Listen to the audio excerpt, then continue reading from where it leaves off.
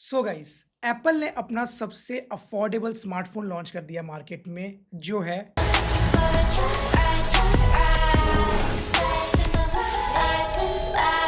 This is iPhone 16e. और ये smartphone इतना अफोर्डेबल है जो अमीर तो ऑफ कोर्स खरीद सकते हैं, मिडिल क्लास इवन गरीब से भी गरीब लोग खरीद सकते हैं। तो उनको देखते हुए जो हमारे टिम कुक भैया है उन्होंने इसको बोला है द मोस्ट अफोर्डेबल स्मार्टफोन।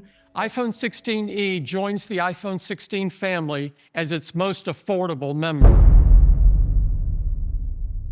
नमस्ते दोस्तों, क्या हालचाल। स्वागत है आप सभी का एक और नई वीडियो में। तो आज का जो हमारा टॉपिक होने वाला है वो है how Apple and other brands fool us. मैं आज तो स्पेसिफिक एप्पल के बारे में ही बात करूंगा।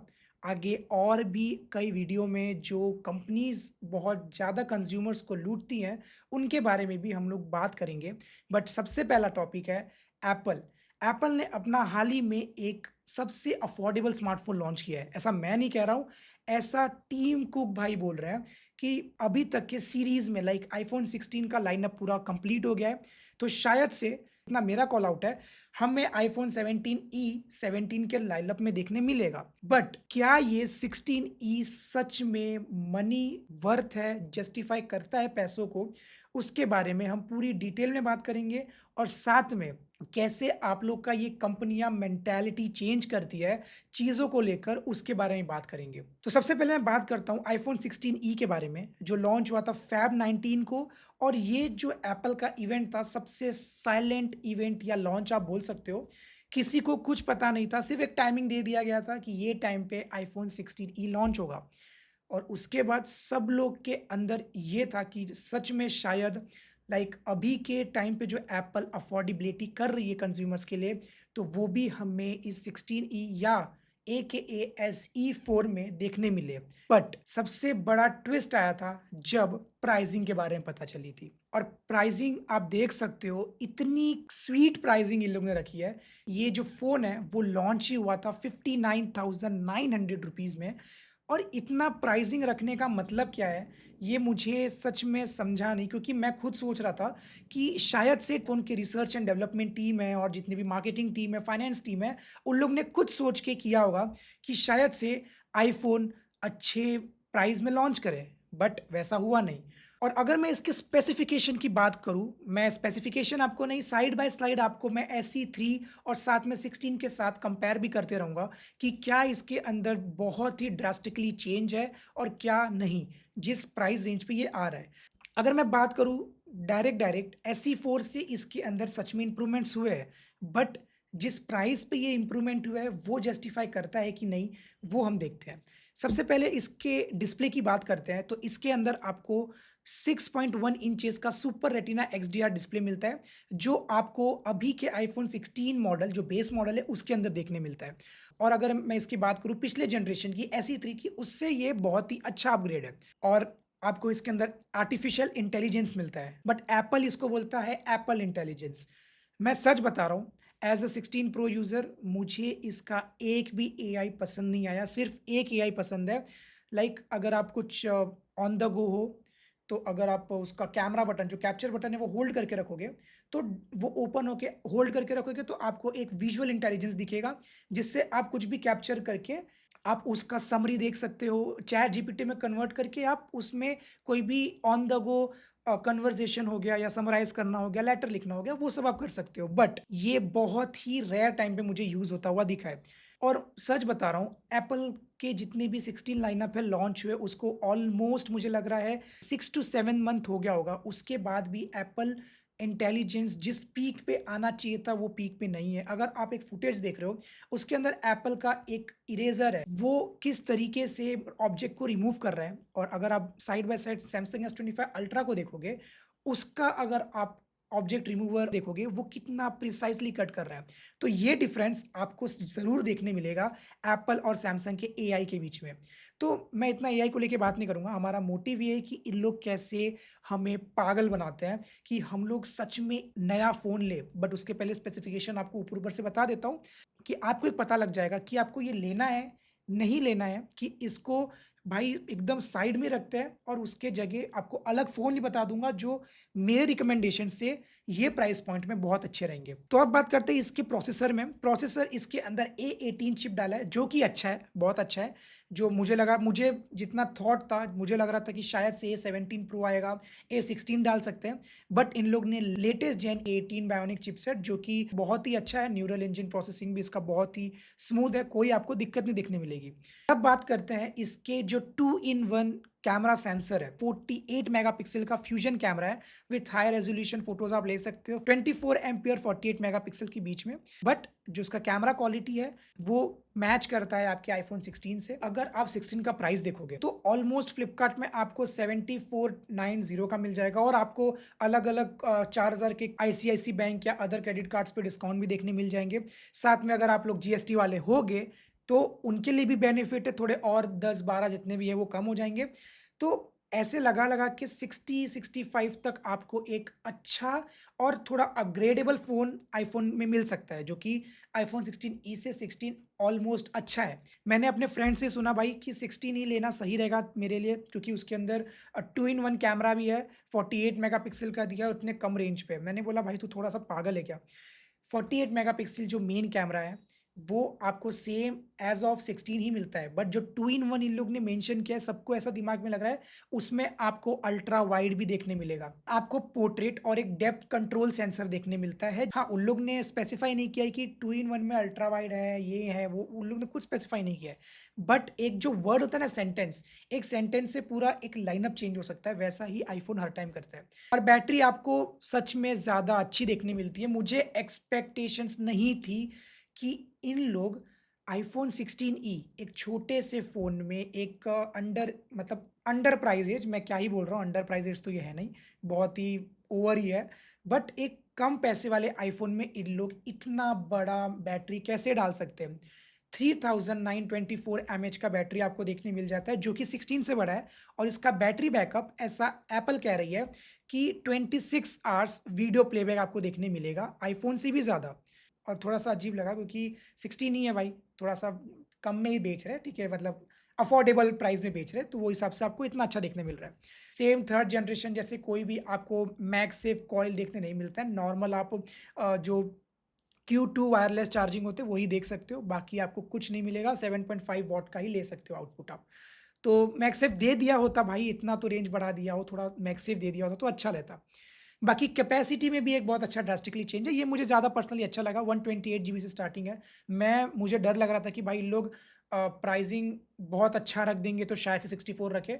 2 दिमाग में बैलेंस था मेरे कि 64 जीबी रख रहे हैं, तो प्राइस शायद से कम हो, चलेगा, बट 64 जीबी बहुत ही वर्स्ट होता, वो अगर वो 20,000 भी देते तो उसका। बट 128 रखा, प्राइस की पूरी वाट लगा दी, तो मैं कुछ बोलूँगा नहीं। अब मैं बताता हूँ कि how Apple play with a mind. तो सबसे पहला है, एप्पल जब भी कोई अपना स्मार्टफ़ोन हो गया, स्मार्ट वॉच हो गया या कुछ भी उनके प्रोडक्ट्स हो गए वो लॉन्च करती है, तो उनका सबसे मेन मोटिव होता है कि पुराना वाला जो फ़ोन है, लाइक अगर मैं बात कर लूँ अपने 15 की, तो सबसे पहला जो 15 है उसको कैसे भी करके उस हद तक डाउनग्रेड करो कि हर जगह न्यूज़ फैल जाए। मैंने ऐसे बहुत सारे सिनेरियो सुने हैं, मैंने अपने स्टूडियो में सुना है कि आईफ़ोन 15 के में प्रॉब्लम आ गई, कैमरा उसका लैग हो रहा है, डिस्प्ले डिस्प्ले अटक रहा है, वीडियो लैग हो रही है, कैमरा का क्वालिटी गिर गया है। ऐसे बहुत सारे रैंडम सिनेरियोज़ मैंने अपने फ्रेंड से, अपने फैमिली में सुने हैं। ये क्यों आईफ़ोन करती है? क्योंकि अगर ये चीज़ एक के हाथ में लगी और उन लोग ने बोला भाई 16 लॉन्च हो गया है, 15 मेरा बहुत स्लो चल रहा है यार, इसको तो मन कर रहा हूँ चेंज कर लूँ। ये पहला तो सबसे पहला इम्पैक्ट ये पड़ता है कि इसको मैं चेंज कर लूँ। पहला इधर आईफ़ोन उस सेगमेंट में जीत गई। सेकंड आता है आईफ़ोन ऐसे लोग से, लाइक जिसके पास 15 हो, 14 हो, उनसे वो ऐसे उनका दिमाग डाइवर्ट करती है कि भाई मेरा स्लो हो गया है, तो वो एक जन को बताएगा कि मेरा ये फ़ोन स्लो चल रहा है। तो सेकंड बंदा जो रहेगा उसको लेना रहेगा 15, वो बोलेगा भाई अच्छे प्राइस रेंज में 30-40 हज़ार में मुझे 50,000 में एक 15 मिल रही है। तो वो बोलेगा भाई मत ले, 15 बहुत स्लो हो गया है, तो तू क्यों लेगा उसको? वो इतना स्लो चलेगा, तू 2 साल 3 साल भी नहीं चला पाएगा। एक्चुअल में ऐसा होता नहीं है गाइस, मैं आपको बता दूँ, बहुत लोग अभी सोच भी रहोगे कि मैं 15 ले लूँ, 14 ले लूँ, बट कोई-कोई ऐसे होते हैं, मैं सबकी बात नहीं कर रहा हूँ, कोई-कोई होता है कि भाई नहीं, मुझे पता है, मैं थोड़ा टेक्निकल बंदा हूँ, मुझे पता है कि ये फ़ोन इतना नहीं लैग कर रहा है, इसमें अच्छे प्रोसेसर है, ये चलेगा। बट ऐसे बहुत लोग होते हैं जो दूसरे के बहकावे में आके वो बोलते हैं, नहीं भाई मैं 16 लूँगा, थोड़ा और पैसा डाल के मैं 16 क्यों नहीं ले लूँ, 17 क्यों नहीं ले लूँ? आया नहीं है, बट क्यों नहीं ले लूँ 16 प्रो? तो ऐसा एप्पल आपके दिमाग के साथ खेलती है। एक्चुअल में ऐसा कुछ होता ही नहीं है। उन लोग सिर्फ़ प्रोसेसर, सॉफ्टवेयर को थोड़ा-सा लो डाउन कर लेते हैं और जो हार्डवेयर में और सॉफ्टवेयर में थोड़े से जो ग्लिचेस है वो थोड़ा-सा बग्स डाल देते हैं। बाकी आपको कोई भी ऐसा सिनेरियो नहीं दिखेगा जिधर 15 iQOO 13 और iQOO 12 से गंदा परफ़ॉर्म करे। उल्टा उनसे अच्छा स्टेबिलिटी आपको iPhone 14, इवन मैं 2025 iPhone 14 रिकमेंड कर सकता हूँ, क्योंकि ऐसा नहीं है कि आप लोग जाके खरीद लो, बट अपने थोड़ा आप रिसर्च कर लेना। मैं एक चीज़ बता सकता हूँ कि मैं एक टेक बंदा भी हूँ और मुझे थोड़ी-सी इन्फॉर्मेशन वीडियोज़ भी सूट करते हैं, तो मैं आपको थोड़ा-सा इसलिए ये वीडियो मैंने प्लान की है कि आप लोग एक थॉट प्रोसेस समझें। तो ये पूरा एक पता चल गया कि कैसे वो डाइवर्ट करते हैं अपने मैसेजेस सेंड करके कि हाँ भाई ये खराब है, आप मत लो और सीधा आप नया वाला लो।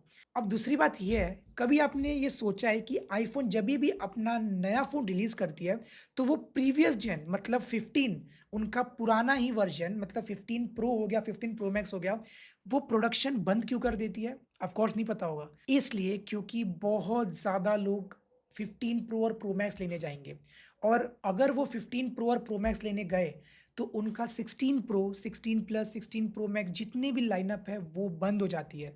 और आप लोग ये बोलोगे भाई 15 प्रो मैक्स बंद हो गया, बट 14 नहीं बंद हुआ है। तो उनका एक और चीज़ होता है, जितने भी उनके अफोर्डेबल या जितने भी मैन्युफैक्चरिंग यूनिट में उनके माल पड़े होते हैं, उनको वो साफ़ करना होता है। ये तो ऑफ़ कोर्स सब वेयरहाउसिंग और सब मैन्युफैक्चरिंग यूनिट में हर कंपनी ऐसे करती है। बट एप्पल यहाँ एक और चीज़ ट्विस्टेड में खेल जाती है। अगर आप आईफ़ोन एसई के सेल्स देखोगे 2020 से लेके 2022 तक भी, वहाँ भी आईफ़ोन एसई 3rd जनरेशन जो सबसे वर्स्ट फ़ोन मेरे हिसाब से लगता है, वो बहुत ज़्यादा बिका था, वो 3rd या 4th रैंक में आ गया था। तो आपने नोटिस तो किया ही होगा कि इंडिया का, जापान का, अमेरिका का, हर जगह का आईफ़ोन का प्राइसिंग भी बहुत डिफरेंट होता है। अब एक और इधर आईफ़ोन अपने प्राइस मार्जिन में खेल के जाती है, वो है इनका मैन्युफैक्चरिंग यूनिट। मैन्युफैक्चरिंग यूनिट पहले जब था, बहुत ही ज़्यादा हाई प्राइस रेंज में हमें आईफ़ोन्स मिलते थे। बट अभी जब से आईफ़ोन हमारे इंडिया में असेंबल होना चालू हुआ है, तब से हमें प्राइस में बहुत ज़्यादा कटौती देखने मिली है, जो कि बहुत ही अच्छा है। मुझे पर्सनली बहुत अच्छा लगा, दैट्स व्हाई मैंने आईफ़ोन 16 प्रो खरीदा है। बट इनका इसके अंदर भी एक बहुत अच्छा ट्विस्ट है। अगर आप कंपेयर करोगे इंडिया प्राइस को लेकर अमेरिका प्राइस में, तभी भी उसके अंदर आपको एक बहुत ही लंबा लीप देखने मिलेगा। बहुत लोग ऐसा बोलते हैं कि भाई उधर अमेरिका का मैन्युफैक्चरिंग है, अमेरिका का कंपनी है तो उधर सस्ते में ही देंगे। बट ये सब लोग का एक और भूल होता है, जब मैन्युफैक्चरिंग यूनिट ही इंडिया में, मैन्युफैक्चर ही हमारे इंडिया में एप्पल और असेंबल हो रहा है, तो वो ही प्राइस हमें भी यहाँ आनी चाहिए। अगर आप देखोगे, अगर मैं आपको कोई प्रूफ तो नहीं दूँगा कितना वो लोग सच में क्रॉस कटिंग होता है, कितना आर-एन-डी ये सब होता है, वो उनके मैन्युफैक्चरिंग प्लांट में होता है, वो उनके एप्पल का जो कैलिफोर्निया में प्लांट है, उधर सब चीज़ होता है। बट मेरा एक एस्टीमेट होगा, इनका जितना भी क्रॉस कटिंग करके जितने भी ये इनका जो एल्यूमीनियम आता है, टाइटेनियम आता है, ये जितना भी चीज़ आता है, अगर सबको जोड़ के एक आईफ़ोन मैं खुद इधर बैठ के मैन्युफैक्चर करता हूँ, तो मेरे हिसाब से ये 30-40,000 के ऊपर नहीं जाएगा। तो अब लास्ट और सबसे बेस्ट माइंड गेम जो एप्पल खेलती है, वो है उनका ईएमआई, कैशबैक, इंस्टेंट कैशबैक और अलग-अलग ऑफ़र्स। ये सैमसंग ने अभी रिसेंट S25 अल्ट्रा में बहुत ही क्रेज़ी किया था। उस तो ये जो ईएमआई स्ट्रक्चर है और जो ये इंस्टेंट कैशबैक वाला स्ट्रक्चर है, ये इंडिया में 2023 से बहुत ही इन रिगorously ग्रो होने लगा और उनका ऐसा सिस्टम बन चुका है इंडिया में कि आपको अगर एप्पल नहीं खरीदने हो रहा है, तो हमारे पास एक बहुत ही अफोर्डेबल सॉल्यूशन है, ईएमआई ले लो। और इस वजह से एचडीएफसी, आईसीआईसीआई, कोटक जैसे जो बैंक है, उनके भी ग्रोथ बहुत अच्छे खासे हो गए, क्योंकि जितने भी आईफ़ोन के जो मॉडल्स हैं, वो बिकते हैं इन तीनों कार्ड के ऊपर। इन्हीं कार्ड के ऊपर 5 से 6,000 का आपको इंस्टेंट कैशबैक डिस्काउंट मिल जाएगा। और भी जो मार्केटिंग टीम होती है, मार्केटिंग जो बैंक वाले होते हैं, वो भी बोलते हैं कि भाई हमारे कार्ड ले लो, डेबिट कार्ड, क्रेडिट कार्ड, आपको एप्पल के प्रोडक्ट्स अच्छे मिलेंगे। जो ये एचडीएफसी आईसीआईसी वाला जो ये सीन है, ये जो ईएमआई का सीन है, ये सबसे बड़ा एक इम्पैक्ट डालता है आईफ़ोन्स को बाय करने का और यहाँ से ही आईफ़ोन अपने आप को ग्रो करते जा रहा है। सबसे बड़ी दिक्कत 16E में यही है उसकी प्राइसिंग, प्राइसिंग 59,000 है। उसके अंदर आप iQOO 13 उसके बाद आप X200 जैसे फ़ोन 45,000 50,000 है, iQOO 12 बहुत सारे 50 से लेके आपका अगर बजट 59-60 तक ही है, तो बहुत सारे आपको तगड़े-तगड़े फ़ोन मिल जाएँगे, तगड़े-तगड़े डील मिल जाएँगे उस पे। तो क्यों आपको iPhone 16e या iPhone 16 के ऊपर जाना है? इतना डालना एक नॉर्मल बंदे के लिए मैं बात कर रहा हूँ, नहीं सही हो सकता है। क्योंकि एक नॉर्मल बंदा, एक मिडल क्लास बंदा जिसका रेंज, जिसका सैलरी 20-22 हज़ार हो, 23 हज़ार हो, 30 हज़ार हो, वो एक बंदा 1 लाख, 1.5 लाख का फ़ोन लेने पे कूदेगा, तो सबसे ज़्यादा इम्पैक्ट उसके फाइनेंशियल एक्सपेंसेस पे पड़ेगा क्योंकि उसको घर भी देखना है, साथ में उसको ये अगर आप चाहते हो कि अगर आपको बनना है, कंटेंट क्रिएशन करना है, बाकी चीज़ करनी है, तो उसके लिए I will be saying you can go for iPhone 16, 14, 13 जो भी ले लो। बट अगर मैं प्राइस रेंज सेगमेंट के हिसाब से स्पेसिफिकेशन की बात करूँ, तो iPhone अभी बहुत लीस्ट नंबर में आने लग गई है। उसके ऊपर 40-50 हज़ार वाले फ़ोन मिलने लगे आपको अभी। तो मेरा कहना यही रहेगा गाइस कि आप लोग सोचो दिमाग से और अपने दिल से पूछो, दिमाग से भी पूछो, दिल से बाद में पूछना, आप लोग को दिल से तो अच्छा लग जाएगा, मुझे यही कलर चाहिए, यही लेना है, बट दिमाग को भी एक बार डालो कि क्या अफोर्डेबिलिटी है, क्या प्राइस रेंज है, क्या हमें वो चीज़ सच में प्रेफ़र करनी है, वो चीज़ों से हमको क्या बेनिफिट होगा, ये दिमाग में डालना, सब्सक्राइब कर लेना, लाइक कर लेना, मिलते हैं आपको नए वीडियो में, अभी के लिए बस इतना ही, जय हिंद, बाय-बाय।